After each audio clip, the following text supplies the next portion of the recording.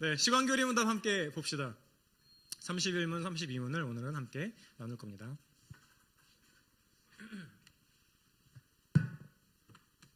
네, 31문을 제가 읽으면 여러분이 답을 읽어주시고 그리고 32문 읽도록 하겠습니다.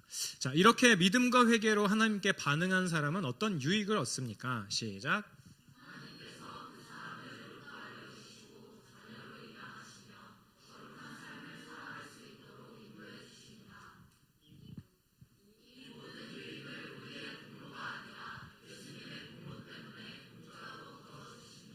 네, 32문. 의롭다 하심은 무엇입니까? 시작.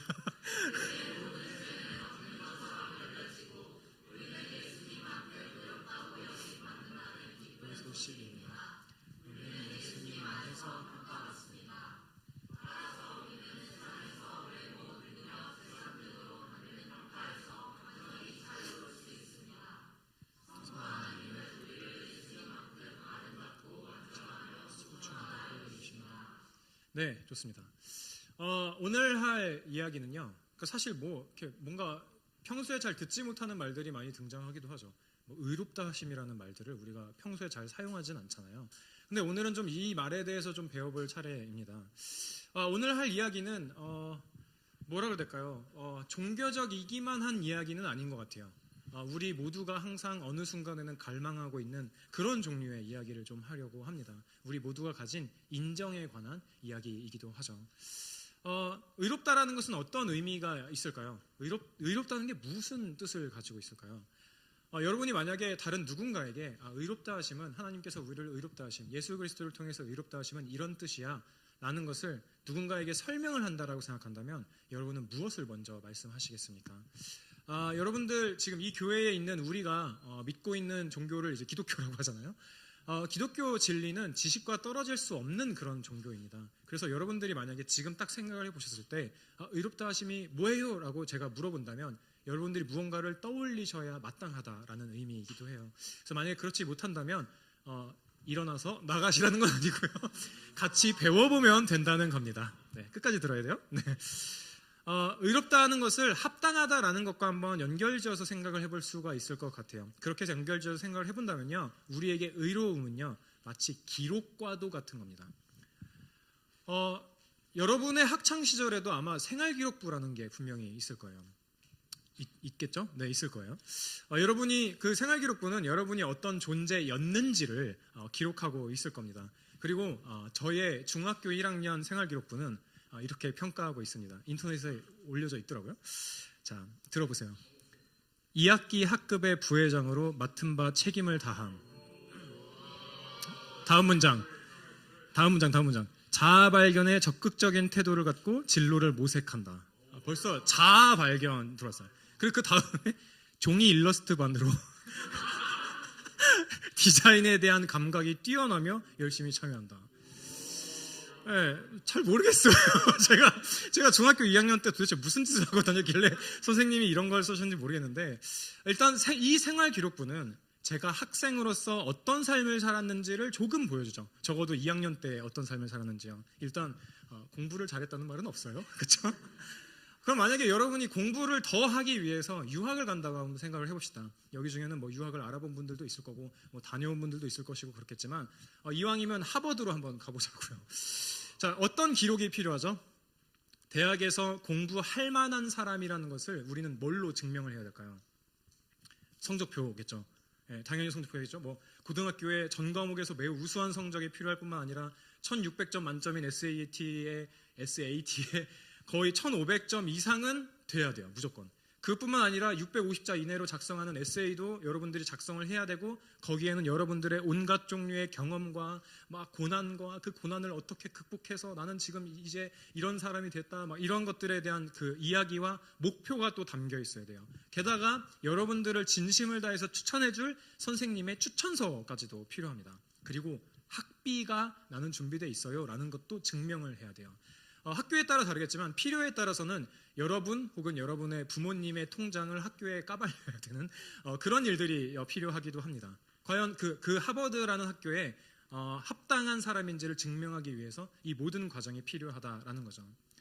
여러분들이 취준생이라면 뭘 준비해야 됩니까?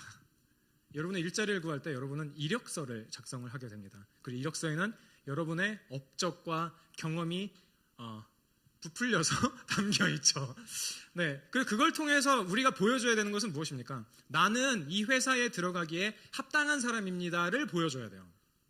나는 이 회사에 반드시 도움이 될 만한 사람입니다. 그러니까 나를 받아주세요라는 게 이력서를 통해서 이력서에 다 드러나야 될 겁니다. 그러면 한번 생각을 해보자고요. 그래, 좋은 대학을 갔어요. 그리고 내가 원하는 회사에 이력서를 잘 써내서 취직도 잘 했단 말이에요. 그럼 그 다음에는 더 이상 나를 증명할 필요가 없어질까요? 아마 아닐 거예요. 이미 회사를 다니고 있는 분들은 아실 거예요. 다니고 있는 분들이 가장 이렇게 세차게 힘든 거 아세요? 더 나은 회사원이라는 것을 증명해야죠. 월급을 타먹기에 합당한 사람이에요 라는 것들을 증명을 해야 된다고 그러고요. 성과로 증명을 해야 되기도 해요. 늘 자기 증명이 필요합니다. 이런 자기 증명은요, 심지어 우리가 회사에서만 있는 게 아니에요. 연애 관계에서도 있고요, 결혼 관계 안에서도 존재하게 돼요. 결혼 관계 안에서도 자기 증명을 위해 노력을 하기도 하죠. 그럴 땐 어떤 재앙이 생길까요?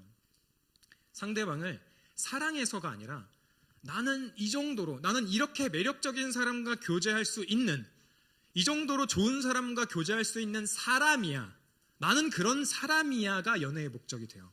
이 역시도 사랑해서가 아니라 나를 증명하기 위해서 연애를 하기도 하고, 나를 증명하기 위해서 결혼을 하기도 하죠. 더 좋은 조건을 가진 사람들과요.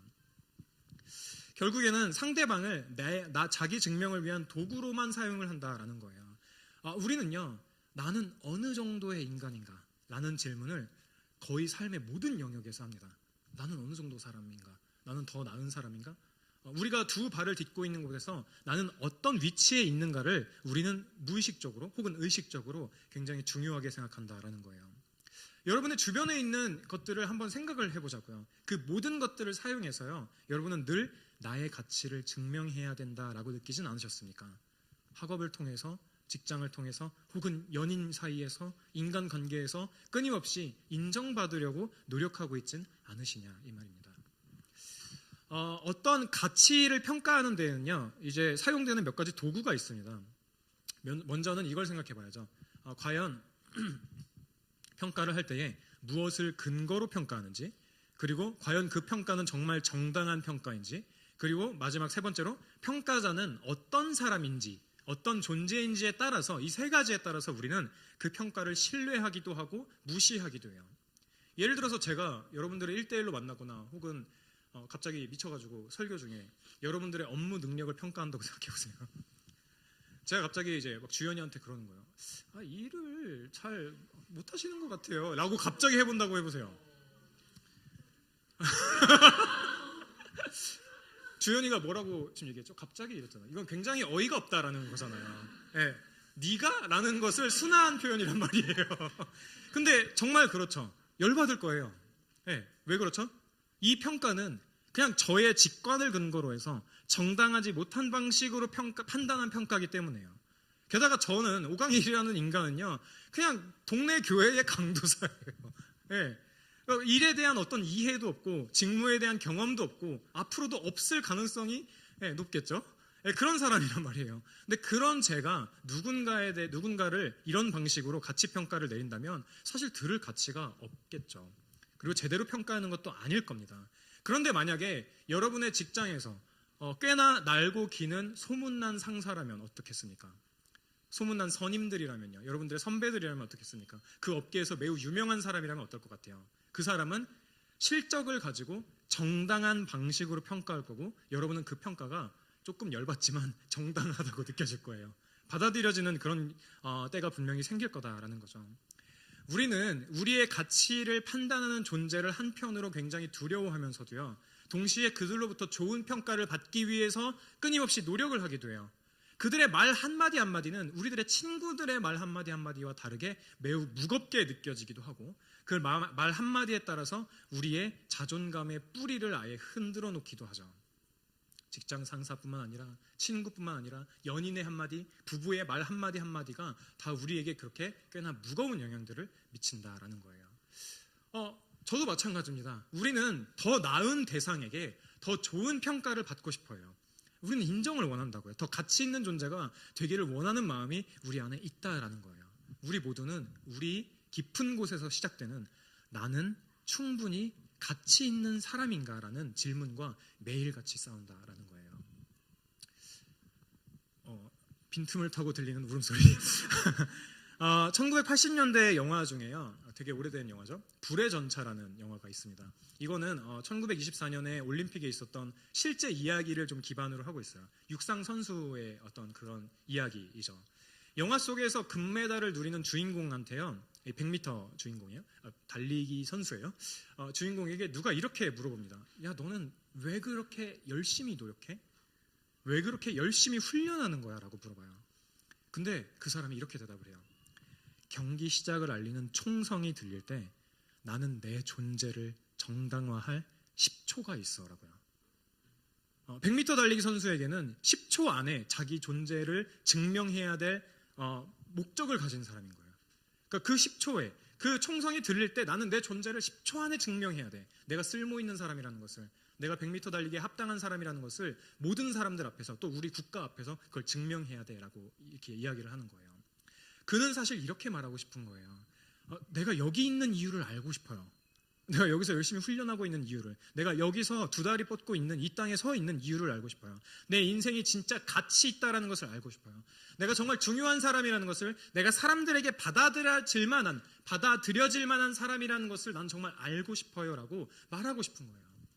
이 사람에게, 이 주인공에게 관중의 환호성과 금메달이 얼마나 가치 있는 사람이라는 것을 보여주는 그 근거가 될 겁니다. 이 사람에게는요. 근데 이 주인공은요, 단순히 환호만을 원하는 게 아니에요. 단순히 금메달 그 자체만을 원하는 게 아니에요. 몇 그램 되는, 몇 킬로 되는 그 금을 원하는 게 아니에요. 그가 궁극적으로 원하는 것은 인정받고 가치 있고 세상에 받아들여지고 싶은 겁니다. 괴물 소리가 나죠. 그거를 알고 싶은 거예요. 물론 그 사람에게 있어서 관중의 환호성과 금메달이 그가 얼마나 가치 있는 사람이라는 것을 보여주는 근거가 될 겁니다. 충분히 그것들은 필요한 일이니까요. 근데 우리 한번 생각해 보자고요. 저와 여러분은 어떻냐 이 말이에요.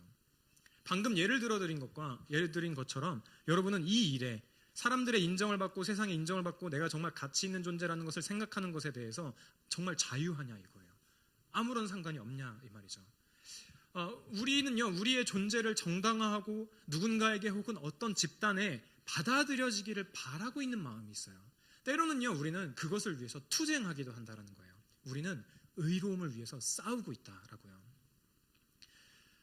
이렇게 자기 증명에 익숙한 세상 속에서요, 우리는 하나님을 만나는 데 있어서도 이런 증명을 하려고 해요. 자꾸만요. 나는 하나님 앞에서 정말 충분히 가치 있는 사람인가? 라는 질문을 스스로에게 물어보는 거예요.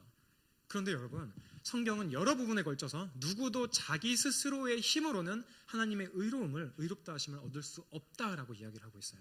내 힘으로는 그렇게 할 수 없다라고요. 모든 사람이 이 인정받음, 이 의로움을 위해서 싸우고 있지만 누구도 만족할 수 없어요. 어떤 일을 성공시켜도 내 인생이 가치 있다는 것을, 내가 중요한 사람이라는 것을 만족스럽게 느낄 수가 없다라는 거예요.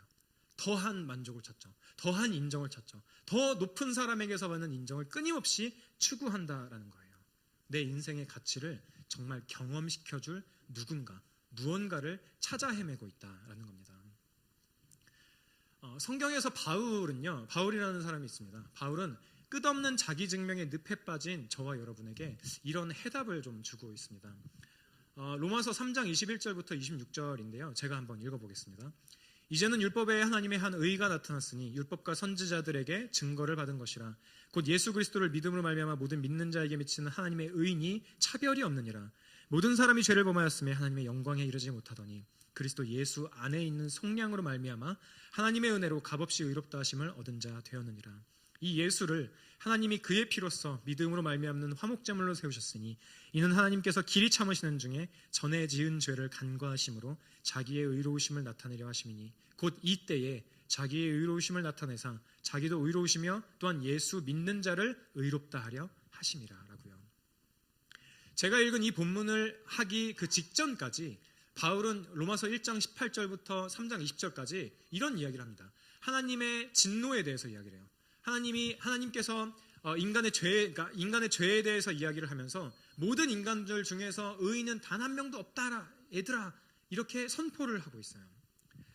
이건 무슨 말입니까? 하나님께 받아들여질 만한 정도의 가치 있는 사람이 없다라고 이야기를 하는 거예요. 다시 말하자면 자기 증명의 늪에서 스스로 벗어날 수 있는 사람은 아무도 없다라고 말하는 거예요. 모조리 죄 아래에 있어, 하나님의 심판 아래에 있어라고 그렇게 이야기를 한다는 거죠. 그리고 방금 제가 읽어드린 로마서 3장 21절에 우리는 도달하게 됩니다. 제가 읽은 것처럼 21절을 보면 개역개정판에는요, 이제는 이라는 말만 나와요. 이제는 율법에 하나님 한 의가 나타났으니 라고요. 그런데 원어를 보면 그 앞에 그러나가 숨겨져 있습니다. 그러니까 죄에 대해서 말해요. 막 인간은 다 죄인이야, 다 죽을 거야, 다 지옥의 땔감들을 쓸 거야. 이렇게 이런 말들이 나와 있다가 갑자기 이렇게 나온다. 그러나 이제는 이라는 말이 나와요. 그러니까 우리는 이 사이에 3장 20절과 21절에 그러나 그 이전에 이런 이야기를 우린 넣어서 한번 생각해 볼 수 있는 거죠. 나의 정체성을 나 스스로에게 둔 죄인들아. 정체성을 흔들리는 기반에 둬서 늘 두려움에 빠진 사람들아. 반복되는 죄로 인해서 불안하고 두려움에 휩싸인 모든 자들아. 자기 증명의 노예가 돼서 진짜로 인생을 살아야 되는 이유도 알지 못하는 자들아. 누군가에게 받아들여짐을 영원히 갈망하면서 그러지 못해 늘 괴로운 자들아. 하나님께 용서받지 못할 거라는 두려움에 가득 찬 자들아. 그러고 21절이 나오는 거죠. 그리고 그러나 이제는 율법 외에 하나님의 의가 나타났다라고요. 그러나 이제는 율법 외에 한 의가 나타났다라고요. 율법 외에 하나님의 한 의가 나타났고 그 의는 율법과 선지자들에게 증거를 이미 받았다라고 이야기를 하면서 막 구약 성경에서 말하는 그리스도에 대해서 이야기를 하고 있어요. 우리들에게 유일한 희망이 될 수 있는 한 의를 이야기를 하고 있다라는 거죠. 그리고 이것은 예수 그리스도를 믿는 모든 사람들에게 미치는 하나님의 의다라고 그렇게 이야기를 하고 있습니다. 예수 그리스도를 믿는 믿음을 통해서 우리는 더 이상 흔들리지 않는 의로움을 얻을 수 있는 길이 열렸다라는 겁니다. 그렇다면 의로움을 받을 수 있는 근거는 뭡니까? 뭔가 우리는 죄인이라고 얘기를 했는데, 그리고 하나님께서는 반드시 그 죄를 벌하셔야만 거룩하신 하나님이라고 했는데, 도대체 우리는 그 사이에서 어떻게 의롭다 하심을 받을 수 있겠냐라는 거예요. 제가 읽은 본문을 보면요, 23절을 보면 모든 사람이 죄를 범하였음에 하나님의 영광에 이르지 못하더니, 24절 그리스도 예수 안에 있는 속량으로 말미암아 하나님의 은혜로 값없이 의롭다 하심을 얻은 자 되었느니라 라고 그렇게 말을 하고 있습니다. 인류의 처지에 대해서 다시 한 번 더 이야기를 하고, 결코 저와 여러분의 손에서 의로움이 나올 수 없다라고 그렇게 다시 한 번 더 선포를 하고 있는 것이죠. 그리고 이것이 주어지는 것, 의로움이 그리스도 예수 안에 있는 속량으로 인해서 주어지는 방식이 값없이 주어진다라고 말하고 있어요. 믿음으로 이것이 우리들에게, 저와 여러분들에게 주어진다라고 이야기를 하고 있습니다. 여기서 말하는 속량이라고 하는 표현은요, 당시의 사람들이 돈을 내고 노예나 전쟁 포로들을 살 수 있는 방식을 이야기를 하고 있어요. 어느 정도의 대가를 지불하고 노예를 자유롭게 만들어주는 겁니다. 더 이상 이제 노예가 아니야, 이제 자유민으로 살 수 있어라는 그 기회를 주는 그런 일들을 이야기를 하는 거죠. 노예는 자기 자신의 힘으로는 자유를 얻을 수가 없었고요, 반드시 누군가가 그에 합당한 대가를 지불해 줘야만 자유로울 수 있었습니다. 저와 여러분도 마찬가지입니다. 저와 여러분도 죄의 노예가 되어 있었고 스스로의 힘으로 죄를 벗어날 수 없습니다. 하지만 예수 그리스도께서 인자가 온 것은 섬김을 받으려 함이 아니라 도리어 섬기려 하고 자기 목숨을 많은 사람의 대속물로 주려 함이라 라고 말씀하셨습니다. 자기 목숨을 대속물로 주려고 왔다라고요, 이 땅에 예수 그리스도께서요. 대속물은 무엇을 말하죠? 속량의 대가를 말합니다. 죄사함을 받을 수 있는 대가를 말해요. 자기 자신을 내어주신 예수 그리스도로 인하여서 예수 그리스도께서 십자가에서 피를 흘리셨기 때문에 저와 여러분과 같은 죄인들을 자유케 하기 위한 그 지불금이 지불되었다라는 겁니다. 그리고 이것이 우리가 의롭다함을 받을 수 있는 그런 근거가 된다라는 것이죠. 우리 대신, 우리와 같은 죄인 대신에 스스로 죄가 되셔서 이 땅에서 예수 그리스도께서 오심으로 인해서 십자가를 지시고 저와 여러분이 감당해야 될 하나님의 진노와 저주를 다 감당하셨다라는 겁니다. 우리 대신 또한 화목 제물이 되셨기 때문에 우리와 하나님 사이에서 화목한 관계를 가질 수 있도록 예수 그리스도께서 그 일들을 우리 가운데 행하셨다라는 거죠. 이것이 바로 칭의의 근거라고 우리는 이야기를 할 수 있습니다. 우리가 하는 것들이 뭐가 있나요? 아무것도 없습니다. 예수 그리스도께서 이 일들을 다 행하셔요. 시관 교리문답은요, 의롭다 하심을 무엇이라고 이야기합니까? 32문을 제가 한번 다시 읽어볼게요. 우리의 모든 죄는 없는 것처럼 여겨지고 우리는 예수님만큼 의롭다고 여김을 받는 기쁜 소식입니다. 우리는 예수님 안에서 평가받습니다. 따라서 우리는 세상에서 외모, 능력, 재산 등으로 받는 평가에서 완전히 자유로울 수 있습니다. 성부 하나님은 우리를 예수님만큼 아름답고 완전하며 소중하다 여겨주신다라는 것이 시관교리문답에서 지금 이야기를 하고 있는 거죠. 이 의롭다 하심, 칭의라고 하는 이것의 결과는 무엇입니까?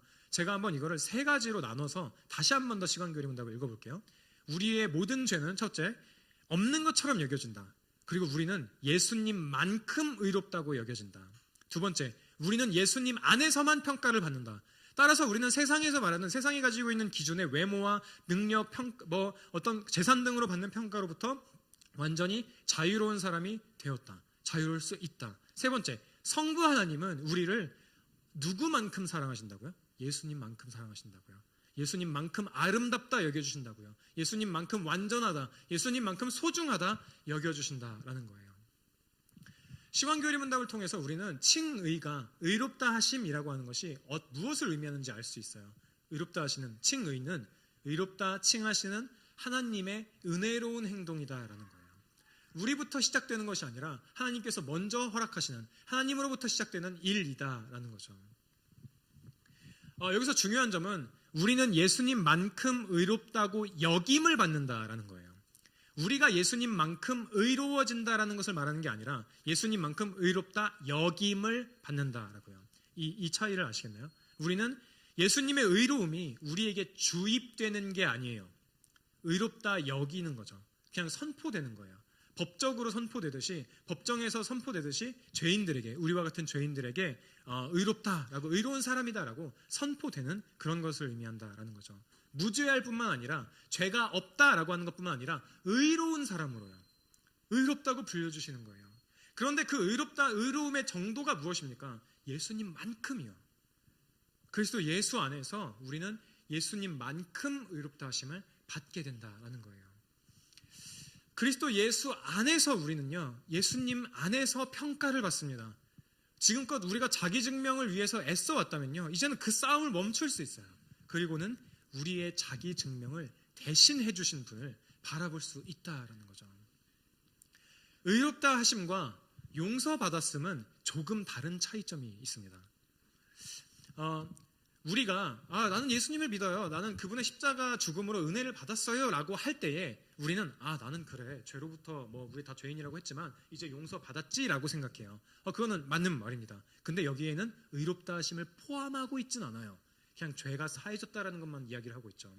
의롭다 하심을, 의롭다 여김을 받는 것은요, 용서받는 것 그 이상의 의미를 가지고 있어요. 마커스 로안이라는 목사님은요, 용서와 칭의의 차이점에 대해서 이렇게 이야기를 해요. 용서는 가도 좋다. 너는 죄의 모든 형벌에서 벗어났어.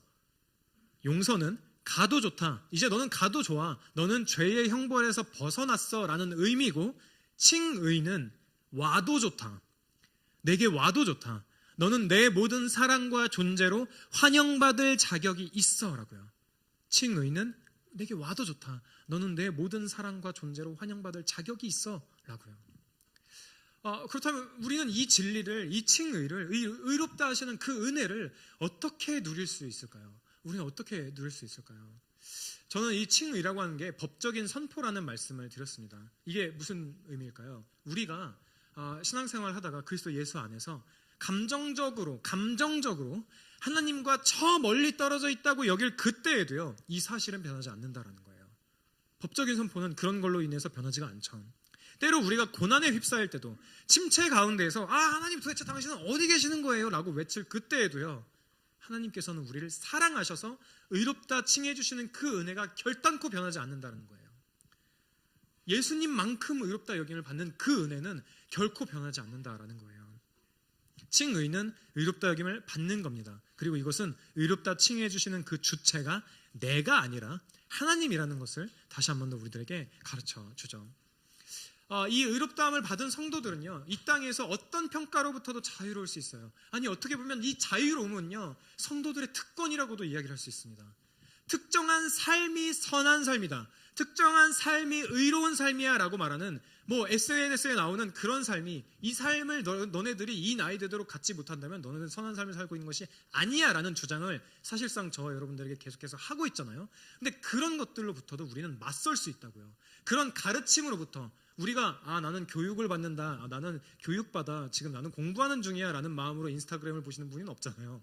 하지만 우리는 그것들을 보면서 그 그림 안에서, 이 작은 핸드폰 화면 안에서 너무나도 행복해하는 사람들의 표정을 보면서 이런 삶을 살지 못하면, 이렇게 큰 집, 이렇게 좋은 차, 이렇게 맛있는 음식, 이것들을 내가 누리지 못하면 나는 불행한 사람이야 라는 것을 나도 모르게 계속 배우고 있다고요. 근데 그런 가르침 앞에서 우리는 칭의로 맞설 수 있다는 거예요. 아니야, 이게 아니야. 나는 그리스도 예수 안에 있고 하나님은 나를 그리스도만큼 가치롭게 여겨주셔라고 우리는 그 가르침에 대항할 수 있다는 거예요. 우리 마음으로 칭의가 너무 좋아, 눈물 수도꼭지 줄줄 흘려서 이렇게 되지 않는다고 하더라도 법적인 선포를 받은 사람으로서 이 가르침을 대항할 수 있다는 거예요. 난 그리스도 예수 안에 있어, 하나님은 나를 그리스도만큼 가치롭게 여겨주셔라고 우리 스스로에게 그렇게 말할 수 있다는 거예요. 그렇지만 우리가 살고 있는 삶은 방금 제가 말한 것들을 받아들이기에 너무 참혹하기도 합니다. 윌리엄 쿠퍼라는 어떤 사람이 있어요. 영국의 문학가라고 합니다. 1731년에 태어나서 1800년도에 돌아가셨어요. 이것까지 궁금하진 않으셨죠?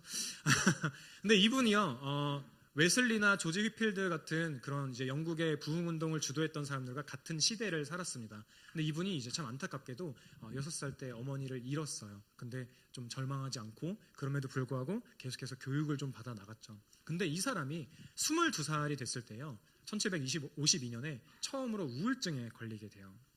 그리고 우울증과 더불어서 정신질환도 찾아오게 되죠. 이때 당시에는 지금만큼의 의학이 발달해 있지 않았기 때문에 이게 상당히 좀 큰 문제이기도 했어요. 물론 지금도 큰 문제이기도 하지만요. 근데 그때의 자신의 느낌을 이렇게 표현합니다. 나는, 그 사람의 이야기예요. 나는 똑같은 증상을 겪어보지 않은 사람은 아무도 짐작할 수조차 없을 만큼 심각한 영혼의 낙심을 경험했다. 밤낮으로 나는 두려움 속에서 잠이 들고 절망 속에서 깨어나며 괴로움을 겪었다. 그리고 곧 전에 큰 관심을 가졌던 공부에 모든 흥미를 잃어버렸다. 고전도 더 이상 아무 매력이 없었다. 내게는 오락거리보다 더 건전한 것이 필요했다. 그러나 그러한 것을 어디서 발견할 수 있는지 내게 가르쳐줄 사람이 없었다. 근데 이 사람이요, 이런 우울증 가운데에서도 계속 공부를 이어갔고 몇 년 후에 사회적으로 성공할 수 있는 기회가 찾아와요. 그런데 그 기회 앞에서 다시 우울증에 또 빠집니다. 그리고 또 한 10년 전, 11년 후인 1763년에 우울증이 거의 극에 달하는 사건들이 있었고요. 반년이 넘는 시간 동안 이렇게 고백을 해요. 처형장에 도착한 사형수와 같은 감정을 매일같이 느꼈다고요.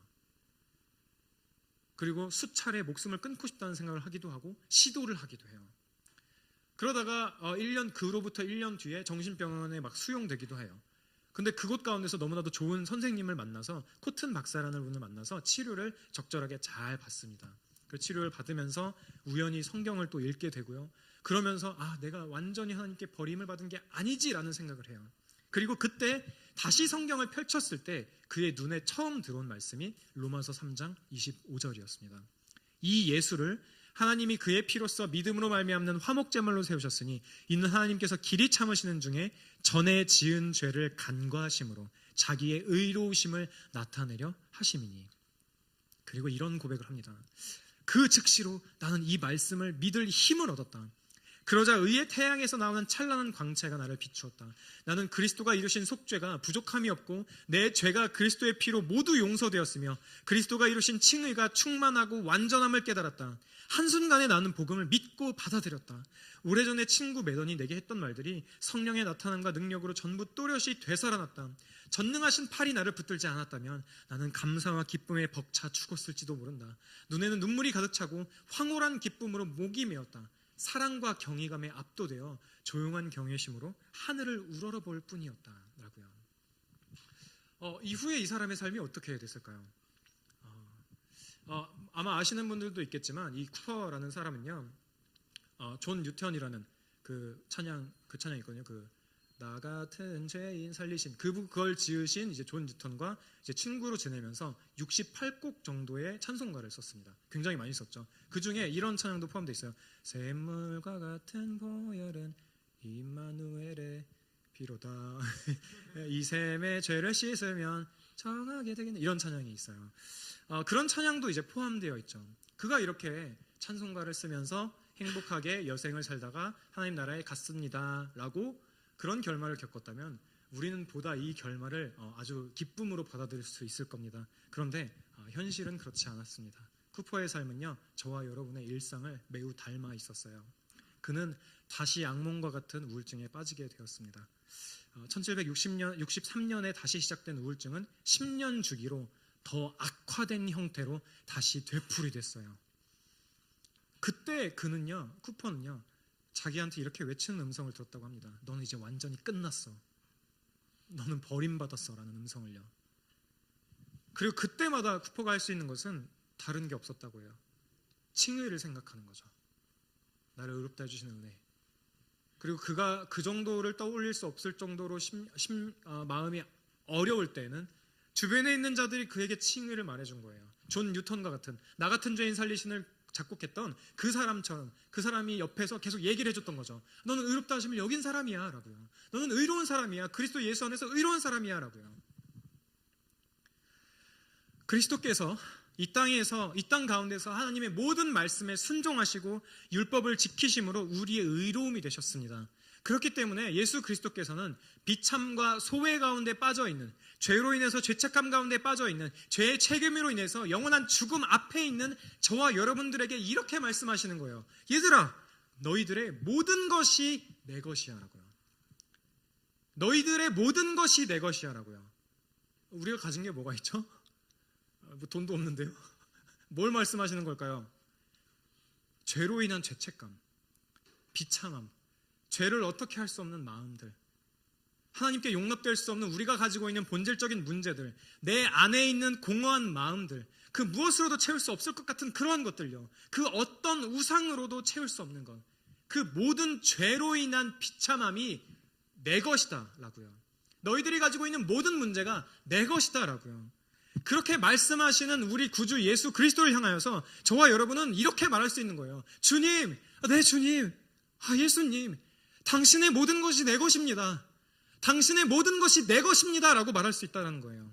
당신께서, 그리스도께서 이 땅 가운데서 이루셔서 완전히 순종함으로 얻으신 의로움, 완전한 순종으로 이루신 영원한 생명, 그 모든 것이 내 것입니다 라고 우리는 그렇게 믿음으로 고백할 수 있다라는 거예요. 우리 자신 있게 그렇게 말할 수 있다고요. 여러분, 그동안 어떻게 살아오셨습니까? 아니, 한 주 동안은 어떻게 살아셨나요? 한 주간의 삶을 실패하셨습니까? 아니면 지금까지 여러분의 신앙생활과 삶이 망했다라고 생각하십니까? 더 이상 밝을 날이 없다라고 생각하세요? 예수 그리스도께서요, 여러분들에게 이렇게 말씀하십니다. 너희들의 모든 실패가 내 거야. 그러니 여러분, 우리 예수님께 이렇게 고백합시다. 예수님, 당신의 모든 것이 내 것입니다. 당신의 모든 승리가 내 것입니다. 당신의 부활이 내 것입니다. 당신이 이루신 영원한 생명이 내 것입니다. 당신이 율법을 지킴으로 이루신 의로움이 내 것입니다 라고요. 이 사실들을, 이 진리를 우리가 믿는다면, 이 사실이 정말이라는 것을, 진짜라는 것을 우리가 신뢰한다면 우리는 믿음으로 그리스도 예수 안에서 이렇게 고백할 수 있어요. 이제 우리의 과거는 우리의 죄가 아니라 그리스도 예수의 죽음이 되었고, 우리의 현재는 우리의 삶이 아니라 그리스도의 삶이 되었고, 우리의 미래는 우리의 의가 아니라 그리스도의 의가 되었다라고요. 이 진리를 우리는 어떻게 누릴 수 있냐라는 거예요.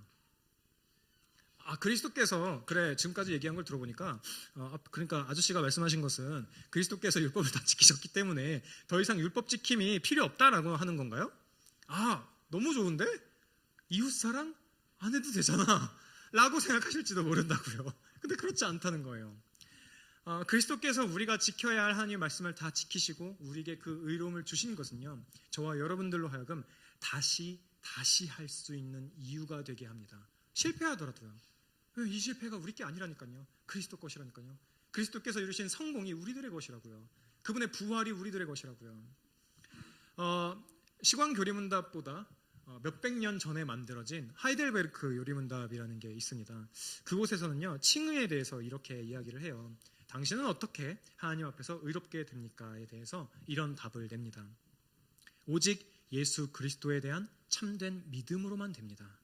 비록 내가 하나님의 모든 계명을 크게 어겼고 단 하나도 지키지 않았으면 여전히 모든 악으로 향하는 성향이 있다고 내 양심이 그렇게 나를 고소하고 있지만, 하나님께서는 나의 공로가 전혀 없이 순전한 은혜로 그리스도의 온전히 만족해 하심과 의로움과 거룩함을 선물로 주십니다. 하나님께서는 마치 나에게 죄가 전혀 없고 또한 내가 죄를 짓지 않은 것처럼 실로 그리스도께서 나를 위해 이루신 모든 순종을 내가 직접 이룬 것처럼 여겨주십니다. 오직 믿는 마음으로만 나는 이 선물을 받습니다라고 그렇게 답해주고 있어요. 하나님께서는 우리가 하고 있는 부족한 순종을요, 그리스도께서 하신 순종처럼 여겨주세요. 여러분들 많은 순종들, 많은 교회 안에서 섬김들을 그렇게 많이 하고 있지는 않지만 하고 있잖아요. 여러분들 각자 분야에서 무언가를 하고 있죠. 이제 막 시작하시려는 분도 있고 고민하는 분들도 분명히 있을 겁니다.